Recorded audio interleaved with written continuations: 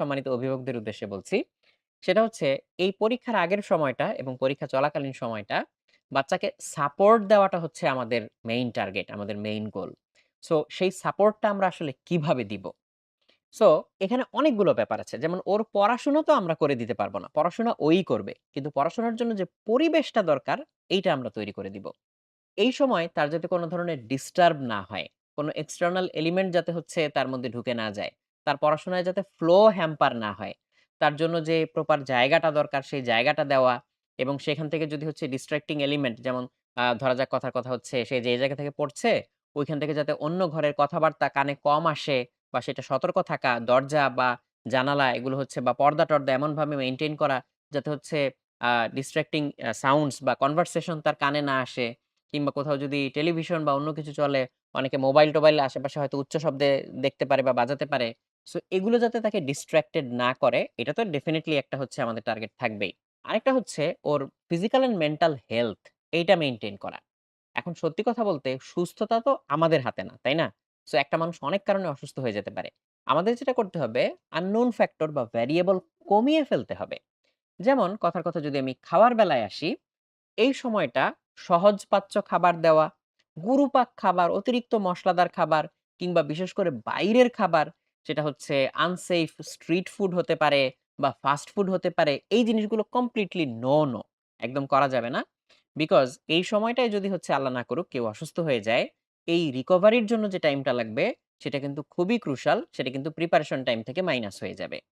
কাজেই unsafe food খাওয়া যাবে না, স্ট্রিট ফুড খাওয়া যাবে না, মসলাদার গুরুপাক খাবার খাওয়া যাবে না। এমন কিছু খাওয়া যাবে না যেটার কারণে আ মানে বিভিন্ন রকম সমস্যা হতে পারে। যেমন অনেকের হয়তো স্টমাক আপসেট হতে পারে। যে কেউ হয়তো কিছু খাবার সহ্য করতে পারে না। অনেকে আবার অনেক খাবারে অ্যালার্জি থাকে। হয়তো সেই খাবারটা সে অনেক পছন্দ করে। ধরা যাক আমি যদি আমার কথা বলি, আমার হচ্ছে ইলিশ মাছ অনেক পছন্দ। কিন্তু ইলিশ মাছে হচ্ছে আমার হালকা অ্যালার্জি আছে। সো এই সময়টায় আমি নিজে হলে কিন্তু ইলিশ মাছ কমপ্লিটলি এভয়েড করতাম। ইভেন বাসায় রান্নাই করা আসলে উচিত হবে না। কারণ হলে তো আসলে খেতে মন চাইবেই। মানে মানুষের মন তো। সো এই জিনিসগুলো আসলে এভয়েড করা। সো এইটা মেইনটেইন করাটা হচ্ছে খুব গুরুত্বপূর্ণ ব্যাপার। তার উপরে হচ্ছে এই যে শীতকাল চলে গেল, এখন গরমকাল আসছে। চারপাশে দেখা যাচ্ছে যে অ্যালার্জির প্রবলেম বাড়ছে, ঠান্ডা, সর্দি-কাশি এগুলো বাড়ছে। এইটা মেইনটেইন করা। এবং শহর অঞ্চলে এখন দেখা যায় যে বিশেষ করে ঢাকা শহরের কথা যদি বলি, প্রচুর কনস্ট্রাকশন চলে। যার কারণে প্রচুর বায়ু দূষণ হয়। এই কারণে হচ্ছে বাচ্চাদের ঠান্ডা, সর্দি-কাশি বেশি লাগে। সো এগুলো আগে থেকে ইনাফ প্রিপারেশন নিয়ে আসা। যে ওর যদি কোন ডাক্তার রেকমেন্ড করে থাকে যে কাশি হলে এই ওষুধ খাবেন, ঠান্ডা লাগলে এই করবেন, শ্বাসকষ্ট হলে ইনহেলার নিবেন, সেগুলো হাতের কাছে রাখা। এই জিনিসটা কিন্তু আমাদের বাবা-মাদের দায়িত্ব বা অভিভাবকদের দায়িত্ব। সো এগুলো হচ্ছে মেইনটেইন করা। সো এর পাশাপাশি হচ্ছে তার যে মেন্টাল হেলথ এর যে ব্যাপারটা, যে তাকে ওই সময় সাপোর্ট দেওয়া। এই সময়টা এসে অযথা কারো সাথে তুলনা না করা। যে হ্যাঁ, অমুক তো মডেল টেস্টে অনেক ভালো করছে। তোমার এই অবস্থা কেন? সো ওই তুলনাটা কিন্তু তখন তার জন্য আরো বিষের মতো কাজ করবে। ও এমনিতেই একটা প্রেশারে আছে। সো তখন তার উপরে তাকে আরো প্রেশার দেওয়া ইভেন হচ্ছে মানে আমাদের মডেল টেস্টের সিস্টেম তো হচ্ছে যে পরীক্ষা দিয়ে বাসায় যেতে না যেতে হচ্ছে অবজেক্টিভ এর উত্তরপত্র সহ আ নাম্বার হচ্ছে গার্ডিয়ানদের কাছে চলে যায়। সো সেটা নিয়ে তাকে অতিরিক্ত চার্জ না করা, বরং তাকে হেল্প করা। তাকে সাহস দেওয়া। যে হ্যাঁ, তুমি তো ইনাফ ট্রাই করছো। আরেকটু এখানে ট্রাই করতে হবে। আরেকটু এইভাবে ট্রাই করতে হবে। বা তোমার কি অসুবিধা হচ্ছে আমাকে বলো। দেখি আমি সেটা সমাধান করে দিতে পারি কিনা। সো তখন কিন্তু সে সাহস পাবে, তার আত্মবিশ্বাস বাড়বে।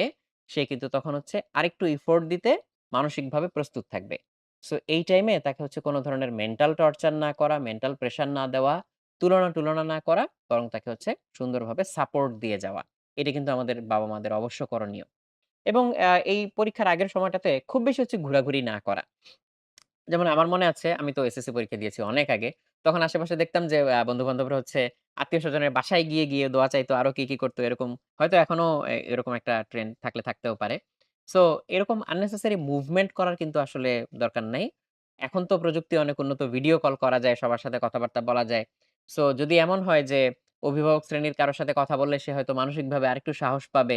যেমন হয়তো ইমিডিয়েট বড় কোনো কাজিন বা ভাই-বোন যারা আছে, যারা হয়তো কিছুদিন আগে এসএসসি পরীক্ষা দিয়েছে বা আরো আগে দিয়েছে। সো তারা হয়তো ২ ১ টা ভালো সাজেশন দিতে পারবে। তাদের সাথে কথা বললে সে হয়তো একটু কনফিডেন্স পাবে। সেটা তো আমরা ব্যবস্থা করে দিতেই পারি। সো এই জিনিসটা করলে কিন্তু আসলে ভালোই হবে, খারাপ হবে না।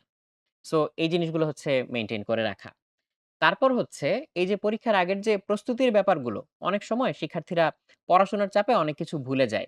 হয়তো তার হচ্ছে ঠিকমতো অনেক কিছু গুছানো নেই বই খাতা হয়তো কিছু কিনতে হবে বা কোনো একটা কিছু হয়তো বাকি রয়ে গেছে। সো এই জিনিসগুলা নিয়ে কন্টিনিউয়াসলি তার সাথে কথা বলা, কোনো গ্যাপ থাকলে সেটা ফুলফিল করার চেষ্টা করা, তার যদি কোনো নিড থাকে সেটা হচ্ছে পূরণ করে দেওয়ার চেষ্টা করা। সো এই জিনিসগুলো অবশ্যই বাবা-মাকে খেয়াল রাখতে হবে।